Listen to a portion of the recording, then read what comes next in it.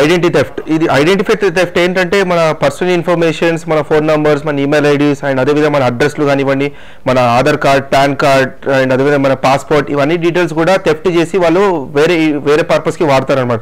ఇప్పుడు మనం చూస్తుంటాం, ఇప్పుడు ఆఫ్టర్ డిమానిటైజేషన్ మన ఇండియాలో జరిగిన తర్వాత మనకి ఇన్కమ్ ట్యాక్స్ ఎక్కువ ఫోకస్ చేస్తుంది గవర్నమెంట్ అనేది. ఈ ప్రతి ట్రాన్సాక్షన్స్ కూడా ఈ ట్యాక్స్ అనేది కట్ చేయడం.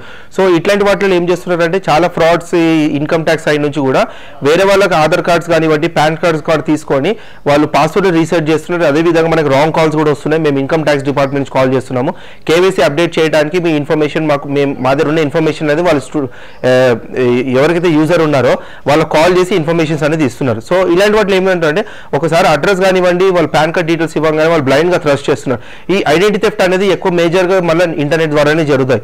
చాలా మంది కొంతమంది ఏజెంట్స్ ఉంటారు, కొంత థర్డ్ పార్టీ ఏజెంట్స్ ఉంటారు. ఈ బ్యాంకింగ్ సెక్టర్స్ వాళ్ళు ఎలా ఉంటారంటే ఈ ఏటీఎం మిషన్స్ కానివ్వండి, అదేవిధంగా మనకి థర్డ్ పార్టీ డిపాజిట్స్ ఉంటారు లైక్ హిటాచి కంపెనీస్ కానీ, కొంతమంది ఎంప్లాయీస్ కూడా కొన్ని లీక్ అయ్యే ఛాన్సెస్ ఉంటాయి. సో మేజర్ ఈ పాన్ కార్డ్స్ డీటెయిల్స్ కానివ్వండి, ఇవన్నీ కూడా మనకి సోషల్ నెట్వర్కింగ్ సైట్స్ ద్వారా, అదేవిధంగా సోషల్ నెట్వర్కింగ్ సైట్స్ ద్వారా మనం మాట్లాడితే ఇప్పుడు ఫోటోస్ కానివ్వండి, మన పర్సనల్ ఇన్ఫర్మేషన్, మన డేట్ ఆఫ్ బర్త్, మన ఈమెయిల్ ఐడి, మన ఫోన్ నెంబర్స్, ఇవన్నీ కూడా సోషల్ నెట్వర్కింగ్ సైట్స్లో మనం పెడతాం.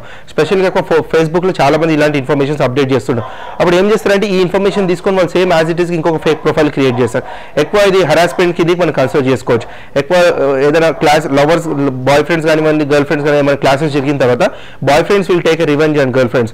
సో ఇలాంటి వాటిలో ఏంటంటే ఫోటోస్ని వాళ్ళు వేరే ఫోటోస్ని విధంగా మార్ఫింగ్ చేస్తారు, లేకుంటే అదేవిధంగా థెఫ్ట్ చేసేసి ఫేక్ ప్రొఫైల్స్ క్రియేట్ చేస్తారు, కొన్ని ప్రొనోగ్రఫీ వెబ్సైట్స్లో అప్లోడ్ చేస్తారు.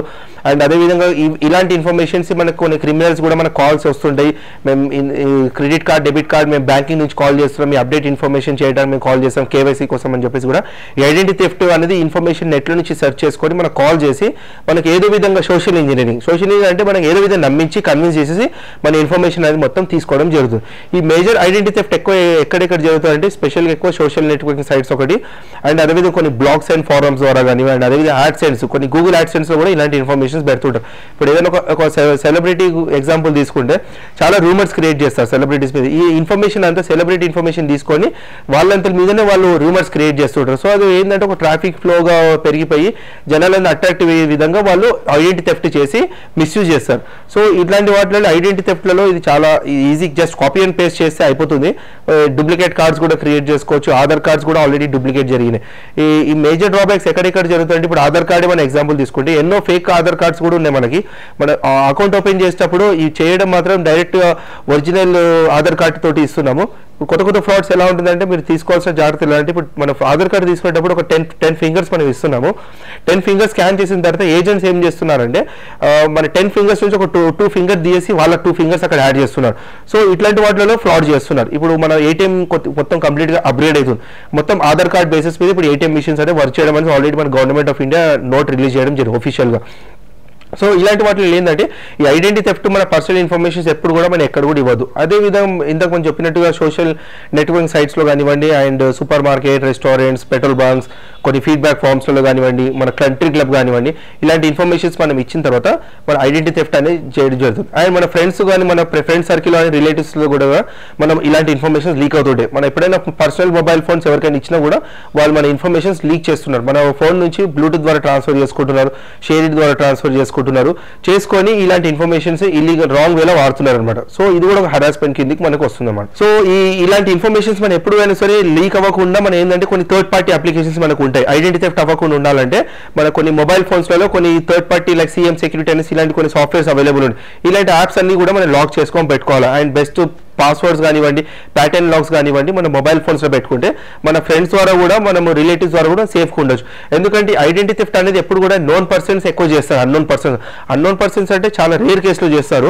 వరస్ట్ కేసులో ఒక 1000 మెంబర్స్ని టార్గెట్ చేసుకుంటే ఒక 100 మంది డీటెయిల్స్ వాళ్ళు తీసుకుంటారు. ఈ 100 మందిలో ఒక 50 మంది టార్గెట్ చేసుకుంటారు.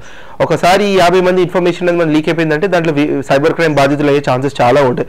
సో ఈ మన మొబైల్ ఫోన్స్ ఎప్పుడు కూడా మనము థర్డ్ పార్టీ పర్సన్స్ కానివ్వండి, ఎక్కువ ఐడెంటిటీ థెఫ్ట్ మనం ఎప్పుడైనా మొబైల్ షాప్స్కి వెళ్ళినా కూడా కూడా మొబైల్ ఖరాబ్ అవుతుంది, మనం రిపేరింగ్ ఇవ్వడం జరుగుతుంది సర్వీస్ సెంటర్స్లో. ఈ ఏజెంట్స్ కూడా మన మొబైల్ ఫోన్లో ఉన్న డేటాని తీసుకొని వాళ్ళు మిస్యూజ్ చేస్తున్నారు అనమాట. That is also we can consider as identity theft again. So identity theft అంటే పర్టికులర్ ఒక వింగ్ అని కాదు, that is just like octopus. చాలా విధాలుగా మనం ఐడెంటిటీ థెఫ్ట్ చేయొచ్చు. సో ఇంటర్నెట్ ద్వారా కూడా చేయొచ్చు, సోషల్ మీడియా ద్వారా చేయొచ్చు, అన్నోన్ పర్సన్స్ కూడా చేయొచ్చు, నోన్ పర్సన్స్ కూడా చేయొచ్చు, ఫ్రెండ్స్ కానివ్వండి, రిలేటివ్స్ కానివ్వండి, ఎవరైనా చేయొచ్చు ఐడెంటిటీ థెఫ్ట్. ఈ ఐడెంటిటీ థెఫ్ట్ ఏంటంటే ఇది ఓపెన్ ఫర్ ఆల్ అనమాట. ప్రతి కంటెంట్ కూడా ఓపెన్ ఉంటుంది నెట్లో.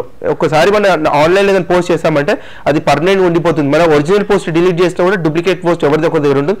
చాలా మంది ఏం చేస్తారంటే కాపీ కూడా చేసుకుంటారు. సో ఇవన్నీ కూడా ఐడెంటిటీ థెఫ్ట్ కింద కన్సిడర్ చేసుకోవచ్చు. మేజర్గా ఏంటంటే మనం తీసుకోవాల్సిన ప్రికాషన్స్, స్పెషల్గా అన్నోన్ వెబ్సైట్స్ విజిట్ చేయడం కానివ్వండి, మన పర్సనల్ ఇన్ఫర్మేషన్స్ ఇవ్వకుండా ఫేక్ ఇన్ఫర్మేషన్ ఇచ్చినా మనకి ఐడెంటిటీ థెఫ్ట్ అరికట్టచ్చు మనం. Like and subscribe Eagle Media Works.